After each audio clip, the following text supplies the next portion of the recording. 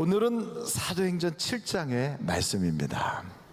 사도행전 7장은 여러분들이 잘 아시는 것처럼 스데반 집사님의 설교입니다. 사도행전에는 몇 편의 설교가 등장해요. 베드로 사도의 설교, 스데반 집사님의 설교, 또 사도 바울의 설교 등 몇 편의 설교가 등장하는데, 가장 설교를 이렇게 정확하게 길게 아주 세부적으로 다 기록한 것은 스데반의 설교예요. 근데 이 스데반이 이렇게 설교를 하고 났는데 결과가 어땠는가? 한번 여러분 스데반의 설교를 들은 사람들의 그 반응을 보도록 하겠어요. 54절이에요. 54절. 사도행전 7장 54절. 그들이 이 말을 듣고 마음에 찔려 그를 향하여 어떻게 했어요? 이를 갈거늘. 이를 가는 거는 밤에 왜 자다가 막 속상한 일 생기면 이 가는 사람들 있잖아요. 치아를 잘 관리하지 않으면 또 갈고, 그런 것이 아니라 여기서 이를 간다는 것은 아주 막 악감정을 가지고 이를 갈았다는 거예요. 그런데 스데반은 어땠는가? 55절 보실까요? 스데반이 성령 충만하여 하늘을 우러러 주목하여 하나님의 영광과 및 예수께서 하나님 우편에 서신 것을 보고 말하되 보라, 하늘이 열리고 인자가 하나님 우편에 서신 것을 보노라 한데, 그들이 큰 소리를 지르며 귀를 막고 일제히 그에게 달려들어 성 밖으로 내치고 돌로 칠세, 증인들이 옷을 벗어 사울이라 하는 청년의 발 앞에 두니라. 59절 60절을 같이 한번 읽어볼까요? 시작. 그들이 돌로 스데반을 치니 스데반이 부르짖어 이르되 주 예수여 내 영혼을 받으시옵소서 하고 무릎을 꿇고 크게 불러 이르되 주여 이 죄를 그들에게 돌리지 마옵소서, 이 말을 하고 자니라. 그러니까 결국 이렇게 설교를 했던 스데반은 은혜 받은 사람들이 개종을 했다, 예수를 믿게 됐다, 하나님의 아들 예수님을 자기 구주로 영접했다, 이런 일들이 생기는 것이 아니라 이를 갈면서 달려들어서 돌을 던져가지고 스데반이 죽음을 겪게 되는 거예요. 그래서 오늘 성경에 보니까 스데반이 자더라 그래요. 근데 여러분, 이 스데반의 이 사건을 통하여 당시 기독교가 막 예루살렘에서부터 일어나려고 하다가 이 사건을 통하여 완전히 예루살렘 교회가 거의 무너져요. 그래서 예루살렘에 있던 많은 크리스찬들이 피난을 떠나고 예루살렘에는 사도들과 교회의 지도자들만 소수 남아있고요, 교회의 성도들은 다 떠나버립니다. 그러니까 굉장히 큰 어려움을 겪게 되는 거예요. 전도를 해가지고 하루에 3,000명 5,000명씩 막 나오던 그 교회에서 이런 큰 사건이 벌어진 거죠. 근데 여러분, 이 사건은 그 당시에는 굉장히 안 좋게 보였지만 하나님은 안 좋은 것도 하나님이 딱 붙잡으면 더 좋게 하세요. 그래서 우리의 삶에도 코로나 바이러스 때문에 어렵다, 또 내가 아무개 때문에 힘들다, 무슨 문제가 있어서 내 앞길이 막막하다 할 때, 여러분, 사람은 막막하다고 할 수 있어요. 사람의 힘은 앞길이 이렇게 꽉 막히면 그 다음이 잘 안 보일 수 있어요. 그러나 하나님이 붙잡아 주시면 모든 것이 합력하여 뭐가 될까요? 선을 이루어요. 그래서 여러분, 우리 인생의 최고의 복은 하나님과 함께하는 거예요. 하나님과 함께하면 어려운 것도 더 좋아지고, 문제도 변하여 간증이 되고, 어둠이 변하여 빛이 되는 거예요. 그래서 여러분, 그 하나님이 우리에게는 가장 큰 선물이기에 하나님을 믿어라, 예수 믿어라 하는 것이 우리에게는 복음이에요. 근데 오늘 이 말씀을 보면서 스데반의 설교와 베드로의 설교를 조금 우리가 한번 살펴볼 필요가 있어요. 베드로는 어떻게 설교하는가 하면, 여러분 거기에 사도행전 3장을 보십시오.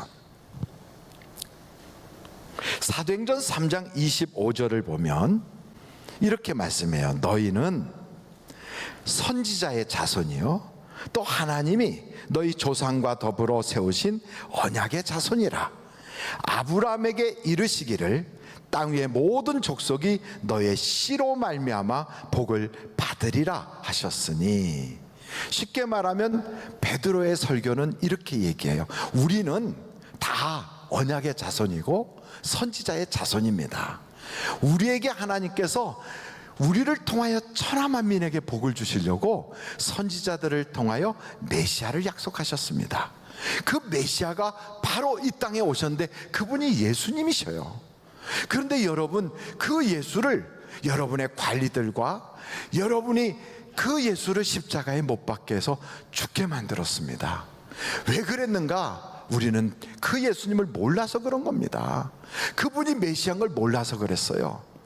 그런데 하나님께서는 그분이 돌아가신 거기에서 다시 살아나게 하시고, 그리고 그를 통하여 우리에게 하나님의 아들이심을 보여주셨어요. 그를 높이신 거예요.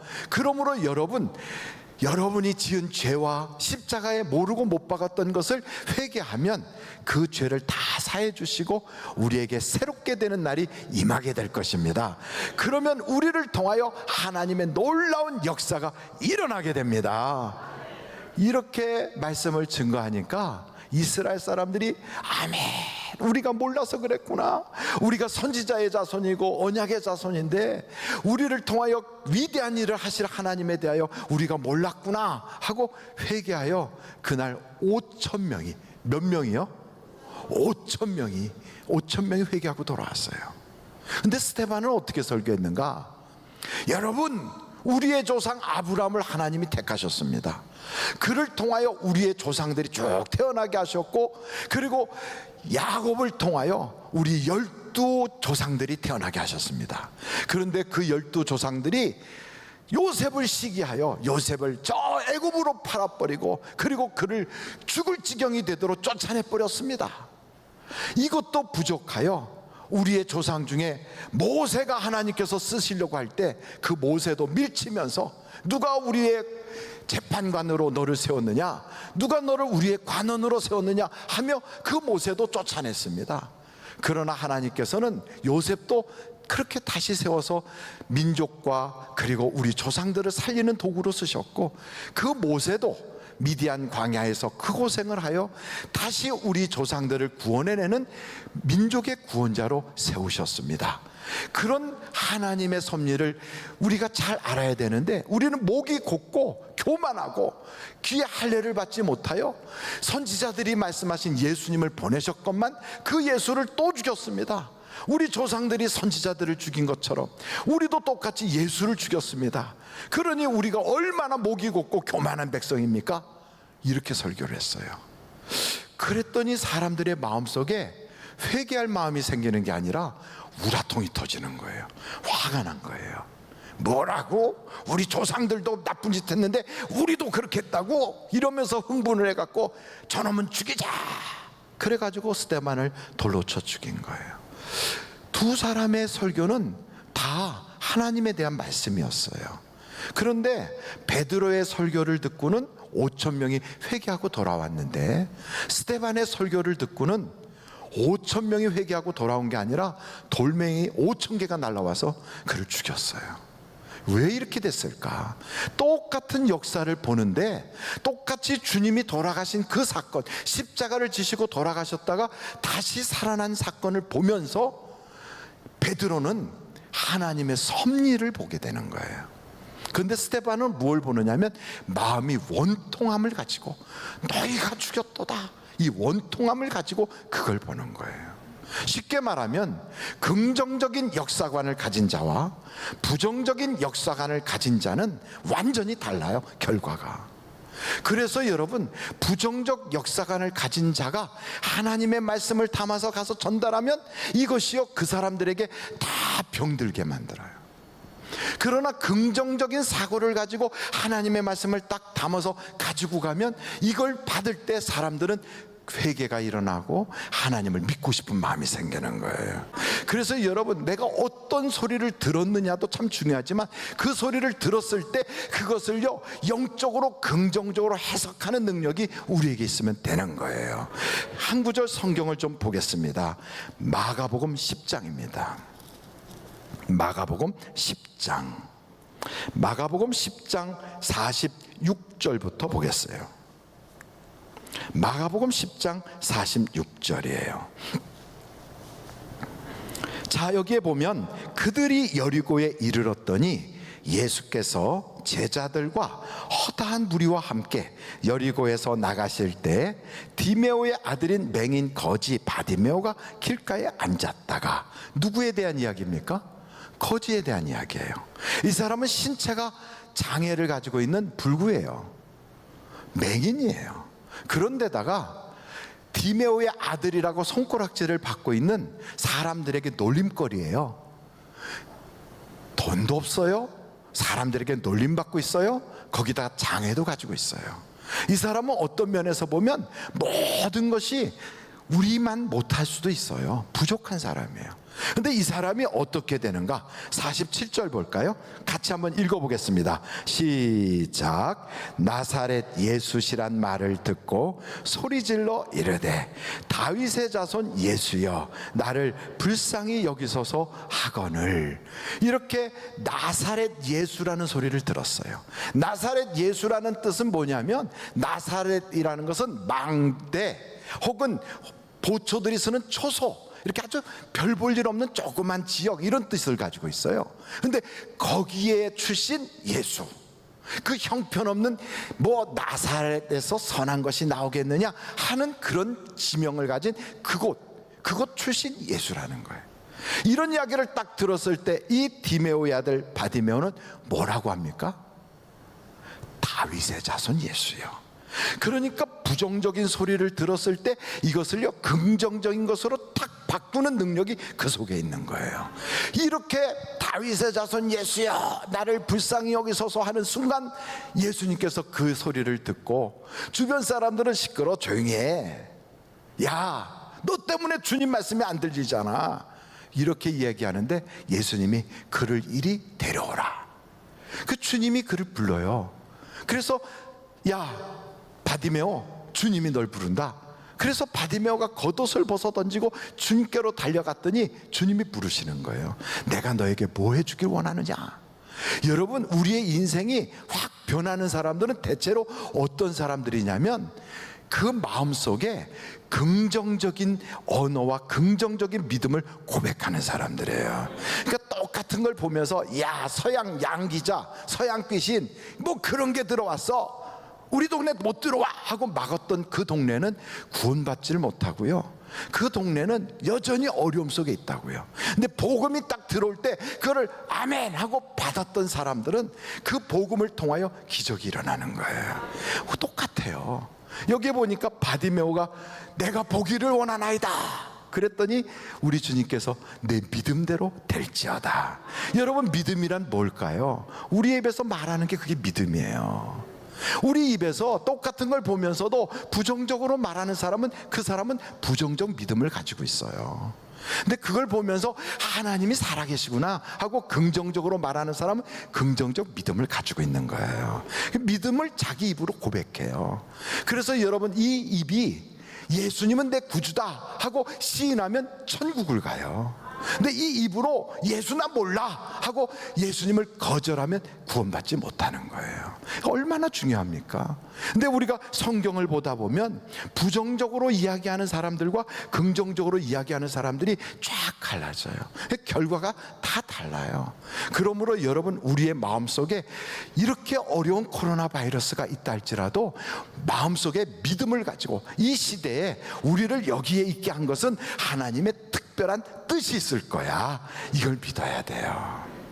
여러분, 우리는 대한민국의 역사 5,000년 역사 중에 가장 좋은 시대를 살고 있습니다.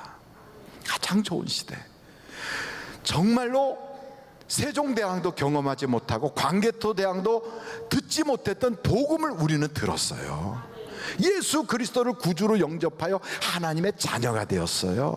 뿐만 아니고요, 이렇게 우리에게 100여 년 전에 복음이 우리 이 땅의 선교사들을 통하여 딱 들어왔을 때 하나님께서는 이 땅의 어둠의 모든 악습이 싹 걷어가게 하시고, 일본이라고 하는 외국에 의해서 지배받는 종살이를 끝내게 하시고, 우리나라를 해방을 시켜줬잖아요.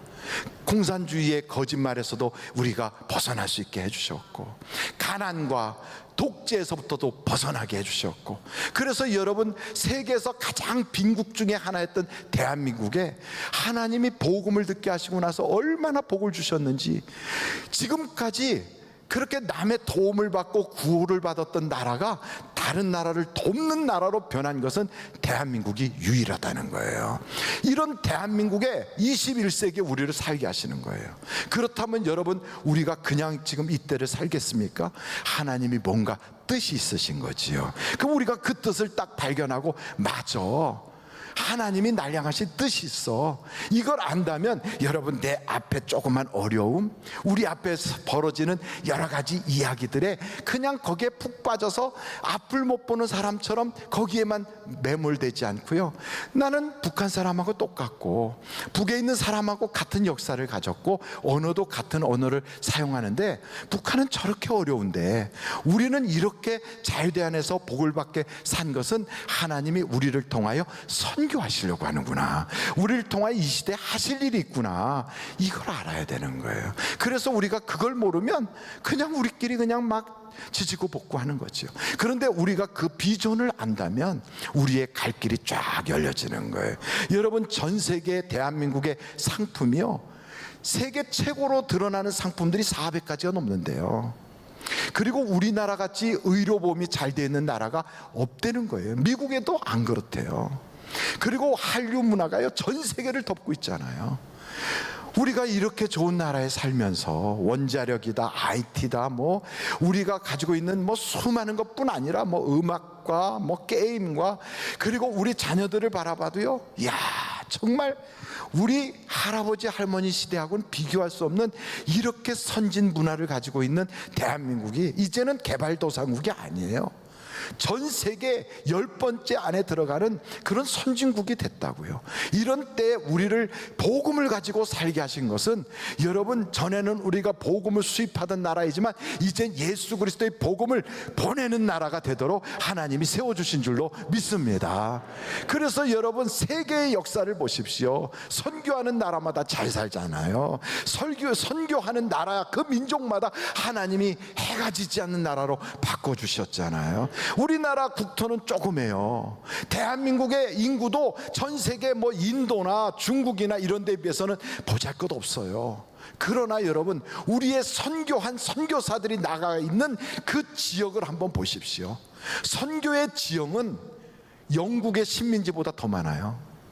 선교의 지형은요, 동쪽에서 해가 떠서 서쪽으로 해가 지는 한 바퀴를 삥 돌도록 계속해서 어디도 한국 선교사, 어디도 한국 선교사, 계속하여 선교사들이 나가서 전 세계를 두르고 있어요. 이런 때에 우리가요, 그냥 내 먹고 사는 거 그것만을 고민하라고 하나님이 예수 믿게 하셨겠습니까?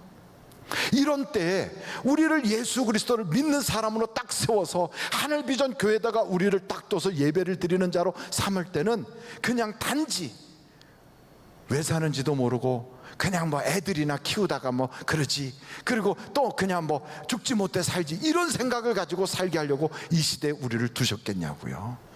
다윗보다도 더 우리에게 복을 주셨는데, 다윗은 가지고 있지 못했던 성경책을 우리는 들고 다니잖아요. 여러분, 세상에 사도 바울도 가지고 있지 못했던 신구약 성경책을 우리는 가지고 있잖아요. 뿐만 아니고 성경에 나오는 인물들뿐 아니라 우리나라 대한민국의 역사에 굉장히 위대한 인물들도 경험하지 못한 21세기를 우리는 살고 있잖아요. 그런데 왜 우리가 시야가 좁아서 요거밖에 못 봅니까? 왜 나밖에 못 봅니까? 왜 기껏해야 사람과 사람 사이로 이렇게 봅니까?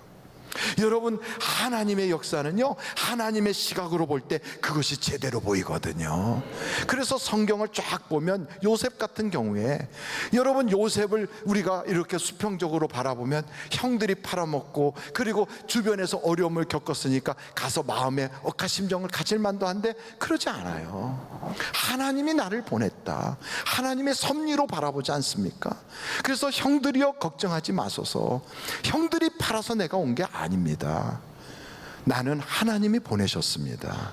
우리 이 땅에 태어난 게 내가 2000 몇 년도에 내가 태어나야지, 1900 몇 년도에 태어나야지 내가 계획 세워서 태어났습니까? 아니잖아요. 하나님이 보내셨잖아요. 내가 그 부모를 선택해서 태어났습니까? 아니잖아요. 태어나서 보니까 그분을 만난 거잖아요. 그리고 우리가 교회를 다니면서 내 주변에 있는 사람들도 내가 선택한 사람이 아무도 없어요. 하나님이 만나게 하셨다고요. 그렇다면 이 안에 하나님의 섭리가 있는 거예요. 그리고 그 섭리와 그 뜻을 우리가 망각하고 내 감정과 나의 의지만 가지고 인생을 살아간다면, 여기 스데반처럼 울분을 가지고 산다면 해석이 울분에서 나오잖아요. 분노로 나오잖아요. 화로 나오잖아요. 그러면 어둡게 모든 걸 보게 되는 거예요. 그러면 부정적으로 보게 되는 거예요. 그러나 여러분, 이 모든 상황을 베드로처럼, 비록 내가 평생을 섬겼던 주님이지만 저들이 억울하게 십자가에 매달아 못 박아 죽였었고, 그리고 우리는 그를 배신하고 도망갔었지만 그분이 다시 살아나셔서 하나님이 이렇게 높인 거에 대한 신앙을 딱 고백할 때 베드로는 어떤 마음입니까? 하나님의 섭리로 바라보잖아요. 하나님이 이때 하실 뜻이 있구나, 나를 통하여 세상을 복음화시키려고 하는구나, 이 꿈을 꾸는 거 아닙니까? 여러분, 그래서요, 꿈이 큰 사람은 세상에 아무리 어려워도 흔들리지 않아요.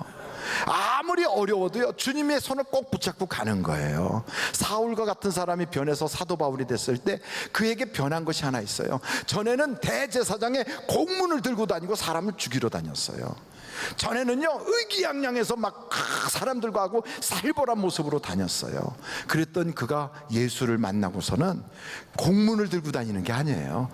성령님을 모시고 우리 주님의 손을 붙잡고 다니는 거예요. 그러니까 풍랑이는 바다에서 다른 사람들은 나 죽었네 하고 쓰러져 있고요, 모든 사람들이 살 길이 막막해지는 바로 그 순간에 뭐라고 말합니까? 내가 믿는, 내가 속한 하나님께서 어제 나에게 말씀을 하셨다, 이렇게 말하잖아요. 지금도 똑같아요. 코로나 바이러스로 다 죽어가요. 세상에 경제가 안 돌아가서 먹고 살기가 힘들어요. 우리 아이들은 어떻게 할 것인가? 이게 코로나 바이러스라는 게 언제 끝날 것인가? 이런 답답함으로 정치인도 과학자도 경제학자도 세상의 학자들도 다 손 내려놓고 그냥 상황만 서로 쳐다보고 있는 이런 때에 모든 사람이 이 유라굴로 광풍 안에서 꼼짝 못하잖아요. 근데 하나님의 손에 붙잡힌 받았던 바울만은 거기서 외치잖아요. 여러분, 두려워 마십시오. 여러분, 하나님은 지금 우리와 함께 하십니다. 똑같아요. 이런 어려움 속에서도요, 누구도 뭐라고 못해요. 근데 그때 하나님이 우리를 딱 붙잡아 주시면 자녀들에게, 얘들아 걱정하지 마라, 하나님이 우리 집안을 지켜주신다. 그리고 이 땅에 있는 많은 사람들에게, 예수 믿는 사람들 외칠 수 있잖아요. 여러분 걱정하지 마십시오. 한국은 선교를 하기 위해서 하나님이 택한 나라입니다. 그러므로 우리나라 망하지 않습니다. 아무리 북한의 김정은이가 뭐라고 그러고 뭐 김여정이가 뭐라고 그래도 걱정하지 마십시오. 하나님이 이 땅을 지켜주십니다. 믿음이 생기잖아요. 교회를 바라보면서도 그래. 여러분 걱정하지 마십시오. 하나님이 우리 교회의 주인이십니다. 하나님이 우리 교회의 머리이십니다. 그분이 모든 걸 해결해 나가십니다. 담대하게 말할 수 있잖아요. 그러므로 여러분이 그냥 사람들하고 이렇게 쫓아다니면서 뭐래 이러고 다니는 사람이 아니라 하나님의 손에 붙잡힘 받으십시오. 하나님의 시각으로 세상을 바라보십시오. 그리고 하나님의 심장을 가지고 이야기하십시오. 그러면 여러분의 인생이 달라질 거예요. 그걸 못하게 여러분 악한 마귀는 오늘도 그냥 아나콘다 같은 구렁이 같이 우리를 빙빙 감아요. 칭칭 감아요. 그래가지고 말씀을 들어도 기쁨이 없어. 숨을 못 쉬게 꽉 조여오니까 마귀가, 그게 영적으로 안 보이거든요. 그러니까 기도도 안 해. 왜? 기도를 못 하겠어요. 못해요. 이렇게 쪼여. 그리고 자꾸 막 마음속에서는 막 이것만 나오는 거예요. 왜? 마귀가 쉬 하니까. 그래가지고 기쁨도 없어, 찬송도 못해, 감사도 없어, 신앙 다 팔아먹어. 마귀가 결국 마지막에 우욱 하고 먹어버릴 때까지 그냥 꼼짝 못하고 이러고 있는 거예요. 오늘 여러분 예수의 이름으로 그 마귀를 쫓아버리세요. 내 가정을 그냥 빙빙 갖고 칭칭 감고 있는 그 더러운 그 마귀, 그 악한 용과 같은 것 오늘 예수의 이름으로 떠나가라. 내 가정에서 나갈지어다, 우리 교회에서 나갈지어다, 우리나라에서 나갈지어다. 마귀를 쫓아내 버리세요. 그러는 순간 갑자기 눈이 확 바뀌어요. 이렇게 됐던 눈이 싹 열려요. 그리고 마음에 이렇게 됐던 낚싯바늘 같은 것들이 툭 털어져 나가요. 바뀌는 거예요, 순식간에. 여러분, 바뀌면 긍정적으로 보여요. 바뀌면 믿음으로 말하기 시작해요. 바뀌면 하나님의 손을 붙잡기 시작해요. 그러면 하나님의 시각으로 바라보니까 그의 인생이 밝아져요. 여러분, 이렇게 부정적 생각을 가졌던 스데반도 그렇잖아요. 이렇게 부정적 생각을 가졌던 사람들마다 다 안 좋아. 그런데 긍정적으로 역사하는 하나님의 손에 붙잡힘 받은 사람보다 사람들을 보면 하나님이 인생을 책임져 주세요. 저는 우리 하늘비전교회 모든 성도들이 하나님이 보장하시고 하나님이 책임져 주시는 복 있는 사람이 되시기를 주님의 이름으로 축원합니다.